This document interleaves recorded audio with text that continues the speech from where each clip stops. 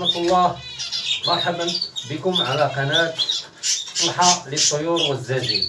اليوم وانا جالس في المحل هنا جا عندي واحد السيد وكيسولني عنده واحد المشكل اللي ما قدرش يعالجه، ما عرفش يعالجه. هذا المشكل خلاني انني نفكر ندير هذا الفيديو ونلوحوه باش يستافد الجميع ان شاء الله. المشكل اللي عند هذا السيد انه كيتفرخ له الجوجه ديال الكاروبسيت، وملي الوليدات كيديروا 10 ايام ولا 15 يوم كيموتوا. السبب اللي طرالو مره وجوج وثلاثه لدرجه انه وقيلا ماتلو شي 17 ولد. المهم انا درت اليوم هذا الفيديو باش نقول لكم بعض الاسباب اللي تقدر انها هي اللي تسببت باش ماتوا هاد الوليدات هادو، ونقدروا نهضروا حتى على يعني الطريقه باش ما يموتوش الوليدات. من هاد الاسباب قلنا السبب الاول هو يقدر يكون الصندوقه او العش. العش اذا كان الحجم ديالو صغير كيؤدي ان الوليدات يتبجغوا بعضياتهم ولا كيطلعوا واحد فوق واحد، كيؤدي بهم للموت. يعني اصغرهم كيموت ولا الصغار الاخرانيين كيموتوا. يعني من هنا خص يكون عندك الحجم اقل ما يمكن، اكثر من 20 سنتيم على 15 سنتيم، هذا بالنسبه للبيروج. وتقدر تكون عندك مثلا 30 سنتيم على 40 سنتيم بالنسبه للكالوبسيت والطيور الاخرى. وقد ما كان الحجم ديال الطير كبير قد ما الصندوقه كتكون كبيره. السبب الثاني هو ارتفاع درجه الحراره في المكان اللي كيتواجدوا فيه الفراخ، ولا في الصندوقه بداتها، في العش بداتو كتكون واحد الدرجه طالعه ديال الحراره. حتى هذا السبب هذا كيؤدي الى موت الطيور، وبالخصوص في فصل الصيف وملي كترتفع الحراره في البلاد في المغرب، في الجزائر، في تونس. يعني ملي كترتفع الوقت اللي كترتفع فيه درجه الحراره يعني راه يكون الموت اكثر. من هنا كنصح الهاوي انه يعطي واحد الفرصه للطيور، او نقول واحد مده استراحه. وهذه المده تقدر تكون مثلا على حسب اللي كندير انايا من شهر 6 حتى شهر 9 كتحبس الفراخ وكتخلي الفريخات من الاحسن انهم كيرتاحوا وكيردوا الصحه ديالهم. ومن بعد الشهر 9 كتبدا توجدهم وتولكلهم وتوجدهم باش غتلاقيهم مره اخرى عاوتاني وغتبدا تفرح. بالنسبه للطيور الكناري هذاك راه معروف بانه كيوجد حتى الشهر 2 هي احسن. شهر 2 كتلاقي كتاخذ منه 2 فريخات ولا 3 وكتحبس، حيت هذاك بالضبط ولادو سونسيبل بزاف وكيموتوا دغيا في الصيف ولا في البرد. هذوك كيقتلهم البرد وكيقتلهم الصيف الصهد. السبب الثالث هو عدم الاهتمام بالتغذيه الكامله عند تفريخ البيض. يعني ملي كتفرخ الجوجه الوليدات هنا حنا كنبقاو غاديين بنفس الوتيره اللي كنا كنوكلوا الجوجه قبل، وهذا كيؤدي الى موت الفراخ. يعني ملي الجوجه تفرخ لك الوليدات هنا خصنا نعطيو واحد تغذيه كامله ومتنوعه. انا كنصح دائما بالبيض المسلوق، دائما كنقولها، والفيديوهات كاع اللي قبل كنت كنقول لكم ان تشد بيضه مسلوقه وتضربها على جوج وتحطها في القفز، راه كتعاون بزاف الجوجه بانها تكبر وليداتها دغيا.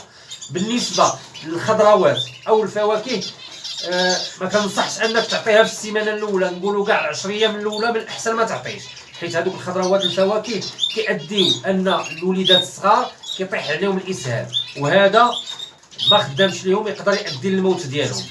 نقدروا نقولوا بان السبب الرابع هو الانثى كتكون صغيره ولا الجوجه كتكون صغيره، وكتكون عند هذيك هي اول تفريخه ديالها.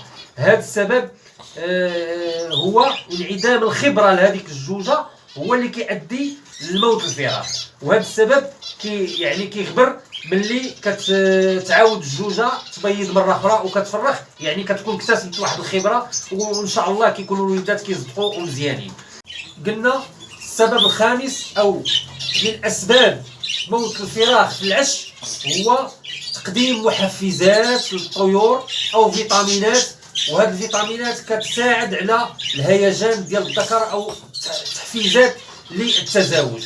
هذا السبب كيؤدي بالذكر انه كيهيج وكيولي باغي يتزاوج مع النتوه، وكيبدا يدخل لها العش ويقدر يقتل الاولاد، يقدر يهرس البيض. يعني هو حيت باغي يتزاوج، وهي في ذاك الوقت كيكون همها الوحيد انها توكل وليداتها وتكبر وليداتها.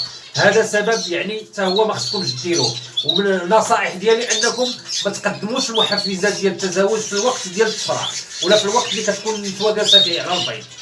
السبب السادس وهو وجود الحشرات او القميله كما كنقولوا.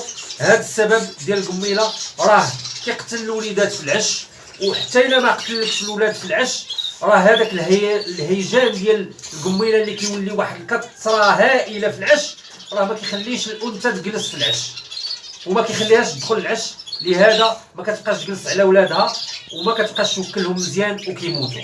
وكنصح الموالع ديال الفراخ المبتدئين بالخصوص باش ملي يجيبوا شي طير ولا يجيبوا شي فراخ دائما من قبل ما تدخلهم عندك للدار ولا قبل ما ديرهم تخلطهم مع الفراخ ديالك، دائما تداويهم وتقلبهم واش فيهم القميله وتداويهم عادك ممكن تدخلهم. هي ماشي على القميله ولكن خصك تداويهم انت لداخل، راك ما عارف شنو فيهم. راه تقدر تجيب طير وتجيبو مريض وتخلطو مع الطيور ديالك ويضرب لك كلشي، تولي ازيرو، تبدا ازيرو، الطيور كاملين يموتوا. هذا راه سبب تا هو كيخليك. حنا دابا ما بقيناش كنهضروا على الطيور اللي في العش، ولكن راه الطيور بصفه عامه. هذا راه خطا كيديروه الموالع وكيديروه المبتدئين على الخصوص. اما الناس اللي فاهمه وعارفه هذيك راه كيجيب الطير ديما كيعزلو وتا كيطريطي عاد كيدخلو، كدوز واحد المده عاد كيدخلو عنده الفريخات ديالو.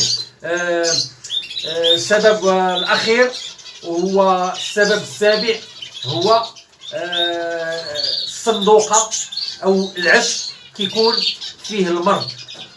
يعني كتكون اصلا جبتي واحد الفراخ ولا عندك واحد الفراخ ومرضوا لك وماتوا لك في داك الصندوقه، وكتعاود عاوتاني تفرخ في نفس الصندوقه وكيكبروا الاولاد عاوتاني وكيموتوا وعاوتاني تعاود يفرخ وعاوتاني كيموتوا.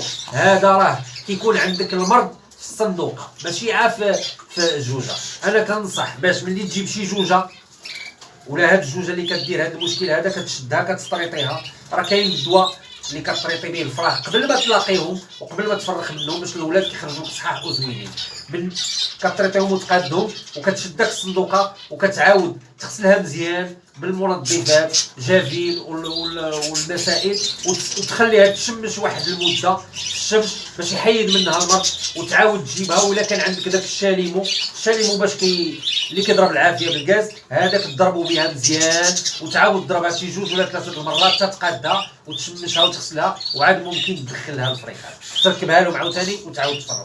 راه هذيك الصندوقه كتكون شاده المرض. ما حدك انت كتفرخ والوليدات عاد كيكبروا شويه ومع قله المناعه الوليدات كيموتوا. كنظن انني قلت لكم اكثريه ديال الاسباب، ما نقولكمش قلتها قولها، نقدر نكون نسيت شي حاجه، ولكن هادو هما الاكثريه ديال الاسباب. كنظن انكم استفدتوا معنا بعض الحوايج، وما تنساوش تشتركوا معنا في القناه وتفعلوا الجرس ليصلكم دائما الجديد. ومرحبا بكم في القناه ديالنا اللي هي قناه الحالي الطيور والزاجل.